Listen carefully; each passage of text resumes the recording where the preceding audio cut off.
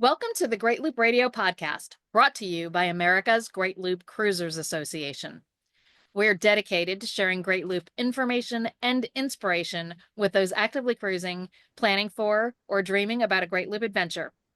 I'm Kim Russo. I'm the director of AGLCA. Today we're going to dive into the topic of finances and how that might apply to the Great Loop. We know a lot of loopers are retired. Maybe you're planning your retirement. And a lot of us have questions beyond just the cost of the boat. So we are going to bring in Cathy Aull. She is a certified financial planner with Edward Jones. She's also one of our new Admiral sponsors. She's going to talk a little bit about this topic. But before we officially introduce you to Cathy, I do want to take a moment to recognize and thank all of our Admiral level sponsors who support AGLCA at the highest level. They are Edward Jones Financial Advisor and Certified Financial Planner Cathy Aull, Great Loop Yacht Sales, Passage Maker Trawler Fest, Skipper Bob Publications, and Waterway Guide Media. As always, we encourage our listeners and viewers to support these businesses that support the Great Loop. And with that out of the way, I'd like to officially welcome Cathy Aull to the Great Loop Radio podcast. Cathy, thanks for joining us. It's a pleasure to be here. So let's start. First of all, I mentioned you're a new sponsor. Tell us about your profession, and then we'll dive into your boating experience. Oh, wow. So I actually switched careers. I actually started in education. So my family history was in education. My grandfather was the superintendent at the Indiana School for the Deaf for like 22 years. So kind of followed in his footsteps. Did that for quite a long time, and then got to a point where I was ready to break out on my own, do something that I really wanted to kind of start my own business. And I had been a client of Edward Jones at that point. My family had been clients since like 1992. And so about 13 years ago, I guess it's been, my financial advisor said, well, don't start a business, come work for us. Had no idea I could do that, but here I am 13 years later and never been happier. Excellent. And we appreciate your sponsorship, but we also appreciate your passion for the Great Loop, because it's not just about being part of Edward Jones for you. You're also a boater who plans to do the loop. So tell us a little bit about that. Yeah, so it's funny. My favorite memories from childhood all come from either being on the golf course with my grandparents or being on the boat with my parents. And so my plans are to do the loop and play as much golf as I possibly can along the way, while doing as many side trips as possible. So yeah, I've been boating since I was 13 with my parents. They had a houseboat on a lake. We had a little runabout. And then when in my 20s, I bought my first cruise boat, which was a Sea Ray, about a 26-foot Sea Ray, which I cruised all over the Chesapeake Bay with, spent some time in the Chop Tank and Little Chop Tank and St. John's, or not St. John's, excuse me, on the Strand in St. Michael's, and really enjoyed that quite a bit. Had children, which hurt both my boating and my golf game. And then, now that my daughter's leaving for college and my son's in high school, I have a little more time for boating and for golf. And so here I go, out to do the Great Loop, kind of starting here in Florida since I live in St. Augustine and slowly working my way up. So Yeah, well, we're excited to see you out there on the water. So let's start with, what tips do you have for somebody who's dreaming about the Great Loop, but really isn't sure how much boat they can really afford, because it's not always obvious. And sometimes it goes beyond the cost of the boat itself. So what tips do you have for people to figure out what's the right thing for them? So it's funny, having just purchased my loop boat, or what I think is going to be my loop boat, which is a Meridian 341. I named it Aspasia, and it was after the 5th century BC woman. Whole long story there. But that was an interesting experience. I did not get the pleasure of using one of our sponsors. A friend gave me a recommendation. I'm really wishing I had used one of our sponsors at this point, but that's a whole other story. But I learned so much through that. And what's interesting is I manage money for a living, right? I feel like I'm fairly well versed on this. And I consulted, not only myself, but my certified, my CPA.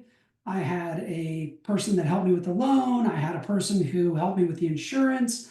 I had surveyors. The number of professionals that got involved with me purchasing the boat was kind of an insane endeavor. But what I learned really about it was, first of all, know the real price of the boat. because it's not what it costs. It's not that price tag or that agreed upon price. There's the price plus the inspections, plus the surveys, plus the insurance, plus you got to fix it. And I determined that almost any boat that I purchased, I was going to put a significant amount of money in it to make it what I wanted it to be and to fix the maintenance items that they hadn't done. I mean, there were no perfect boats out there. They say it's all a compromise, and it absolutely is. So I think once you know what it is that you really can do, like in my own case, I use the professionals. I tracked my budget. I actually had to make some hard choices. I told you I love boating, I love golf. Well, I'm giving up my golf membership to do this because I just don't feel like I can afford both at the same time. Not that I'm not going to keep playing golf. I will, but I don't feel like I can afford to for myself. I guess I can afford it, but just not going to do it, right? So I'm going to take those decisions to say, okay, I'm going to give up this in order to have the boat. I took a long, hard look at my current financial situation and investments, and where was the money coming from, and what was I going to do. I also made sure on the boat that I was buying a boat that was going to work for me.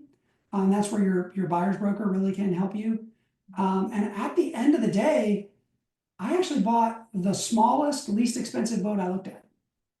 And I was quite surprised that I did that. I'm really glad I did, but I really thought I was going to get a bigger boat, and I thought I was going to get a more expensive boat, but I didn't. Mhm. It's interesting to take a look from that financial perspective and really consider the cost beyond the purchase price. You listed a lot of the things that are involved in the buying process, but it really even goes beyond there because the price of dockage is going up. I think a lot of boats were bought during the pandemic that the owners really didn't understand the long-term costs of holding on to that boat and maintaining that boat. So now there's some coming back to the market that did defer some of the maintenance as you found. So Yeah. it's certainly an interesting thought to look at the financials beyond just the purchase price of the boat. I think another thing a lot of people struggle with, there certainly are some loopers who have the financial means to pay cash for the boat. But sometimes, they're wondering how does it work if they finance? Should they leave that money working for them and borrow somebody else's money to purchase the boat?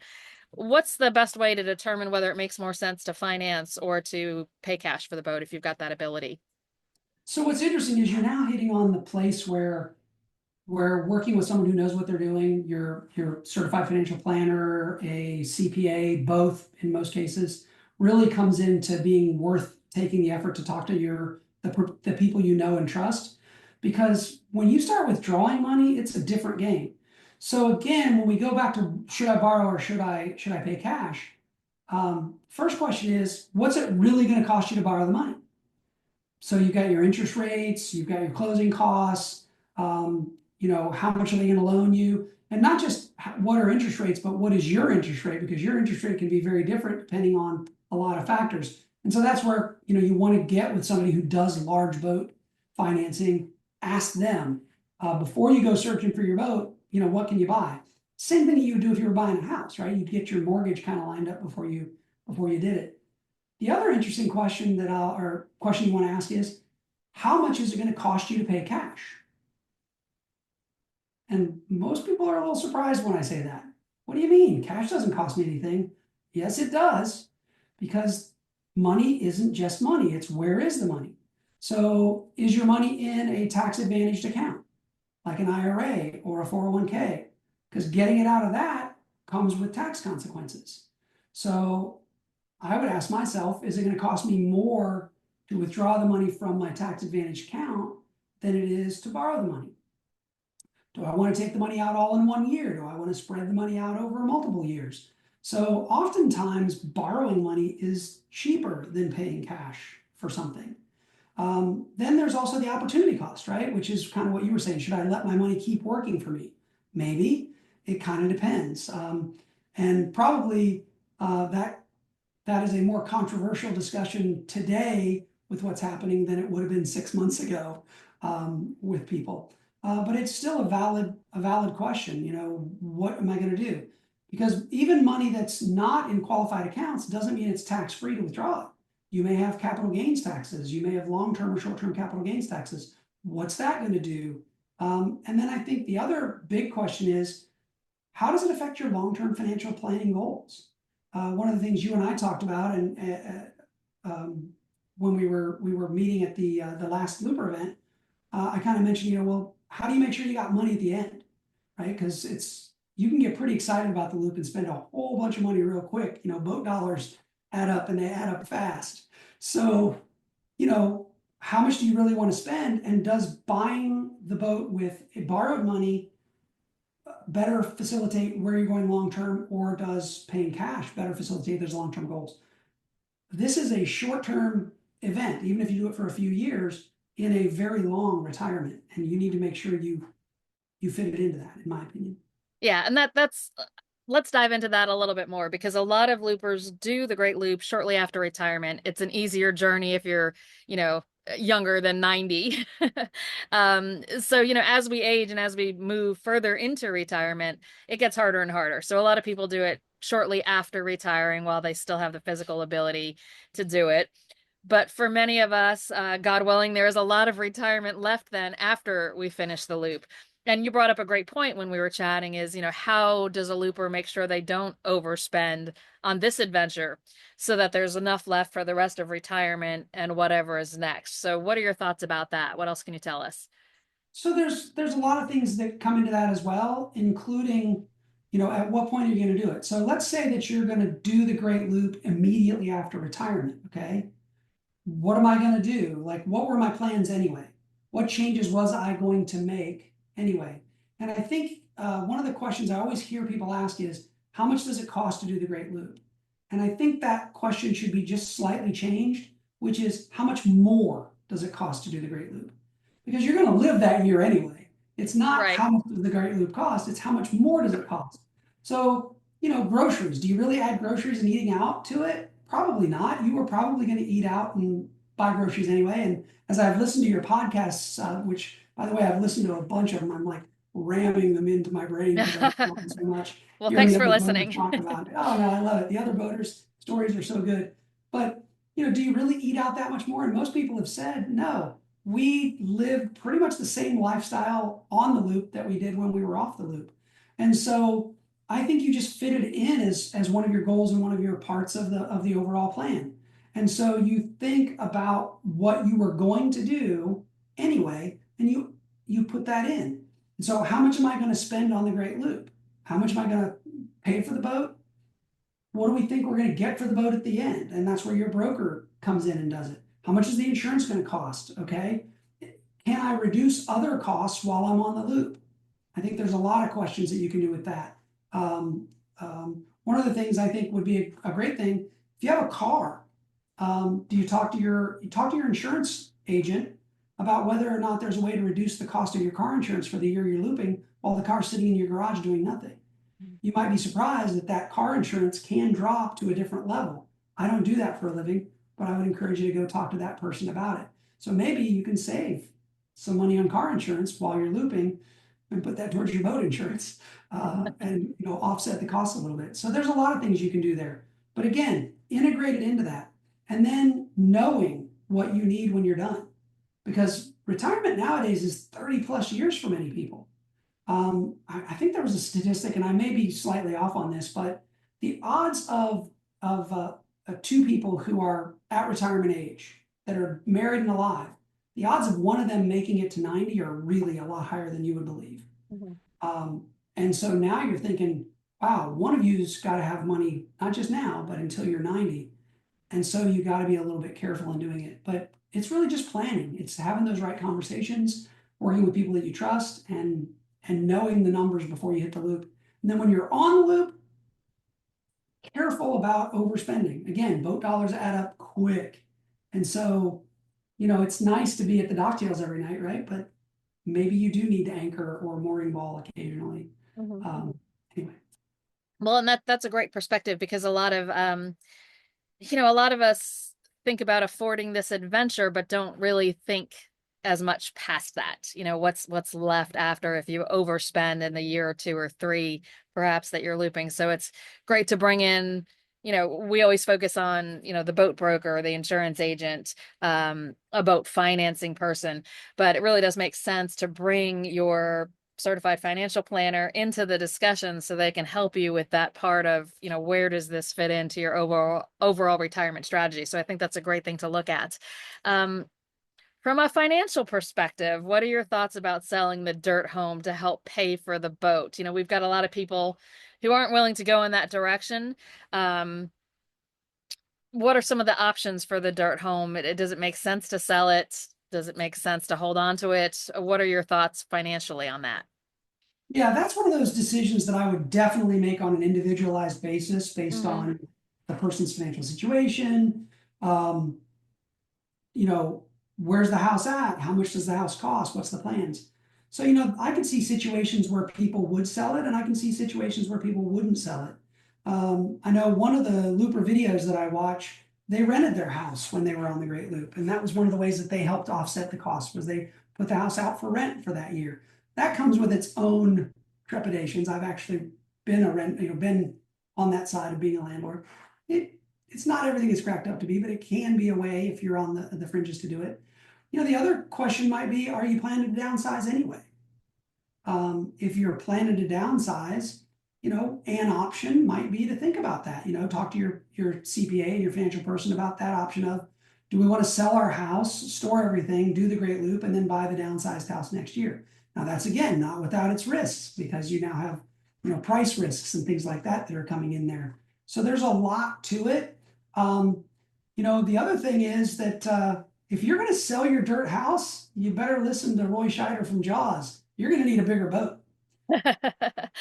Very true. And there's so much surrounding that whether to sell the dirt house discussion. And a lot of it's a financial, a lot of it on that one is emotional. But I love the idea that you said, of if you are potentially downsizing in retirement anyway, it's almost like a gap year between the houses, spend it on a boat. And everyone's got different risk tolerance. I'm sure you preach Yeah. that, Cathy. Well, Financially, I think we also have different risk tolerance in terms of being landlords. We had a member who had a pretty high risk tolerance for the landlord, a part of it.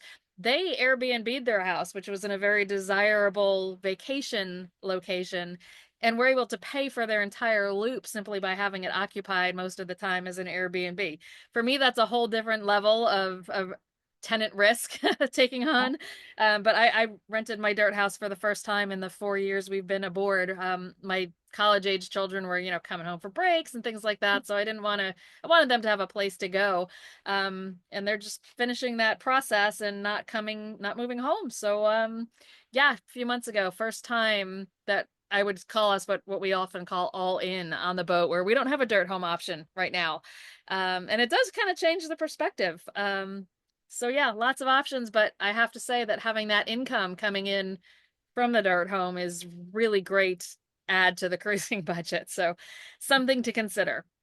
well, and remember, you're trading an appreciating asset potentially for a depreciating asset.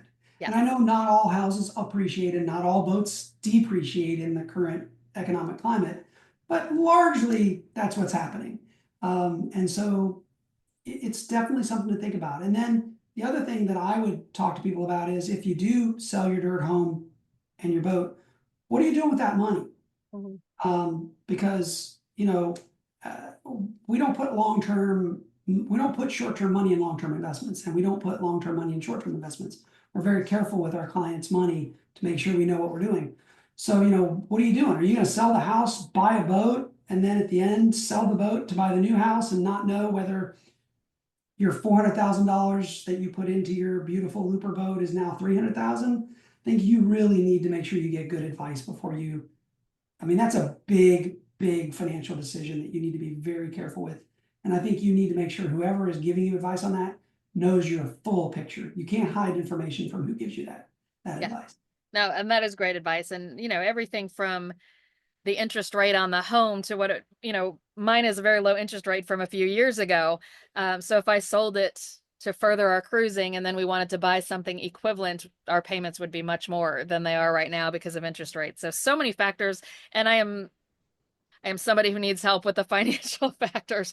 That is not my forte. So it's great that there are people who understand looping and understand what we're trying to do and can put that all in perspective for us with our financial picture. Let's take a quick break and play a message from some sponsors. When we come back, we'll kind of continue the discussion, but jump into some earlier planning for some of those loopers who maybe are still, 5, 10 plus years away from retirement and potentially doing the loop. So we'll be back in a moment. Schwartz and Company Yacht Sales is a boutique yacht sales organization and a proud supporter of AGLCA, loopers, and adventurous souls throughout the Great Lakes. We are the exclusive representative for American Tug throughout the Great Lakes region, including the Canadian provinces of Ontario and Quebec. We are very active in the yacht brokerage market on both the buy side and sell side, providing our guidance and resources to valued customers. We also work with shipbuilders both in the US and abroad to bring our customers' unique dreams to life. We welcome the opportunity to earn your business.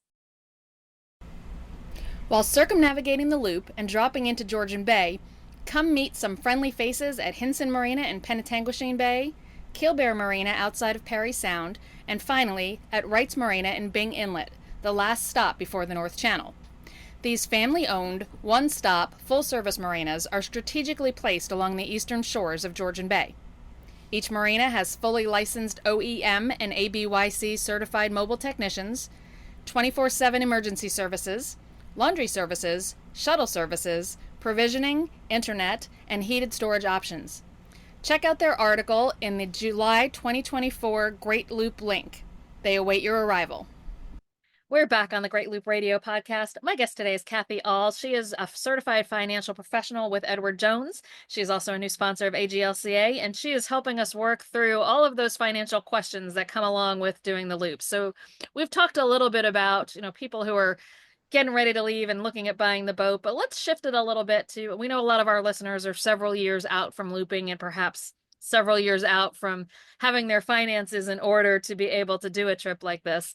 So what steps would you recommend for, a would-be looper who's still working and is a few years away from doing this? To what should they do now to ensure that their finances are ready for the Great Loop? Yeah, I think the closer you are to retirement, the more focus and attention you really have to put into that. I know with my clients, we have I call it the retirement glide path. We literally have a series of meetings that we have as we approach retirement. And you've got to make sure that you're ready for that. There's a lot of things to do as you prepare for retirement, and a lot of things that you can do to make retirement amazing. Because the things change in retirement. You'll often hear people say, oh, well, when you're young, just stick your money in this particular investment and it'll be great. Okay, well, I don't know that that's really true, but it'll probably grow your money pretty quickly.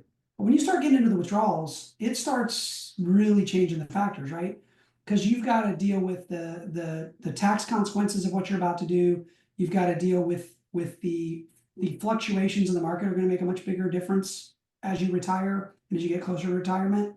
And I think we've seen historically that particularly some of the people who were just ready to retire back right before the Great Recession maybe had to change their plans. So what do you do to prepare for it? So for myself, a lot of things that I would do is I would probably pay for as many things as I could before I retired. I would want to go into retirement knowing that my major expenses were kind of pushed off, if you will. That first 5 years of retirement, your sequence of withdrawals can matter greatly. And so do you want to retire and then pull money out of your retirement account to put a new roof on? Or do you want to take care of that before you retire? If you're going to turn your bathroom into, like redo your bathroom and make your house your forever house, maybe you can get some of that done before as well. And with the Great Loop, the same kind of thing, right? What can you do to get the boat ready before you pull the trigger on retirement? I think I heard one of your, the ladies that presents on boat borrowing mentioned that you can't always borrow money for a boat once you retire because you don't have any income anymore. Or you have to be able to prove the income, and how do you do that? And so, that might be something to consider. Talk to your boat broker about, do we want to go ahead and get the loan and buy the boat prior to retirement in order to do it? The other things just are normal things that you do preparing for retirement, right? Making sure you've got enough money in your emergency fund, making sure you've got your money where it needs to be as far as accounts. A lot of people are really saving that last few years. It's kind of like they step on the gas and now they're going 90 miles an hour towards retirement savings and just putting everything they can in there. One of the interesting things that I'll often do with clients too is if they're really seriously getting ready to retire, is I'll say, well, what's your retirement budget? And then I'll say, okay, see if you can live with it for 6 months before you retire. Like, try to live on that money. Because a lot of people think they can live on a lot less in retirement than they were when they were working. And I'm like, okay, do it. Um, Sometimes they can, and it's hard. Like, that transition to retirement is not easy. So anything you can do to prepare for that, I think, is really a good idea. Yeah, I think that's some great advice. And I remember sitting down with our financial planner quite some time ago, and them saying, "Well, what do you want to do in retirement?" And years ago, no clue. I was like, I don't know, I just want to have as much money as I can. But now as I approach that a little bit more closely, the question makes so much more sense to me now, because if I had said I want to do the Great Loop and I'm going to need a boat and I'm going to need this and this and that, it is a little bit different, the withdrawal strategy, as you said. I now understand that that makes a difference. And I love what you just said about doing some of that before you're on a more fixed income, so to speak. So lots of great advice in there. Before we wrap up, I have to ask, it's hard to have a financial discussion right now without acknowledging, the current economic climate and concerns and the recent performance of the stock market and the roller coaster we all seem to be on. What would you say to somebody who's like maybe a year or two out right now from doing the Great Loop? They may be watching that nest egg kind of diminish. Any thoughts for them? Yeah, and this is one where obviously I'm going to stay the heck out of the political aspects of this, and we're just going to talk about the Thank money. you for that. So, emotions are never your friend when it comes to your money. Mhm. So you got to stay calm, and I think largely you've got to stay invested because if you're gonna, a lot of people will panic one way or the other. Okay, they'll go to panic or euphoria. And I think you've got to be careful never to be either, right? You're never going to buy at the bottom and you're never going to sell at the top. Stop trying. You just want to make wise, smart, well thought out decisions every second of the day. So right now, the markets are tumultuous. So what can you be doing? Well, number one, you can make sure that you're properly diversified. Okay. Are you getting hurt more than somebody else because you maybe were too aggressive or with your allocations a little too euphoric as the markets were hitting their peaks last year, and you didn't do what you needed to do to rebalance with your financial planner? The other thing that you can take a good long look at is what about right now? The markets are down, etc. Are you properly diversified now, or have you gone to the other way where you're taking so little risk that you're never going to be able to get back? And again, your situation dictates what you can tolerate. Typically when I'm working with somebody, there's kind of two things I'm always looking at.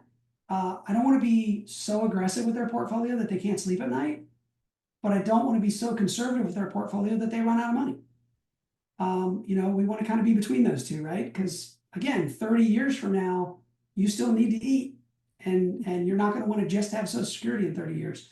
But at the same time, you don't want to, let your anchor alarm be what keeps you from sleeping, not your money. Uh, Right. That's never so I fun think either, by the way. no, yeah, I know. So that's something I think you can do, and it's very different, I think, if you are where you're at. So if you're just a couple years from retirement, the question is different than if you just retired or if you've been in retirement for a number of years. And so you really need to think about all of those things that are happening. Consulting with your CPA right now, there's a lot of opportunities right now. Yeah, the markets are down, but there's a ton of opportunity. There's good value out there for you that might fit into your portfolio. There's opportunities to make tax moves that might be very beneficial to your tax situation. There's opportunities to discuss with your CPA things like moving money from your traditional IRA to your Roth IRA. There's opportunities to discuss, when do you want to take your RMDs? Um, you know, um, and it kind of depends on what you're doing and where the money's going. So getting involved with your people, your CPA, and your financial advisor to make those good decisions. Um, you know, people always love us most in a bull market, but I work hardest in a bear market. Yeah. And I tell people I work in the only industry in anywhere on the planet where people get angry when you put stuff on sale. There you go. Very true.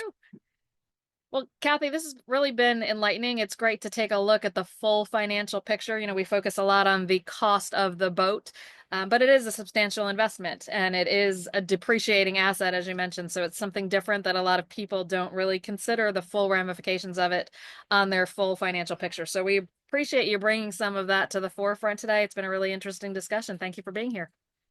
My pleasure. Thanks for having me. Yeah. And thanks to everyone who's watched or listened today. We'll be back next week with another episode of the Great Loop Radio podcast. Until then, safe cruising.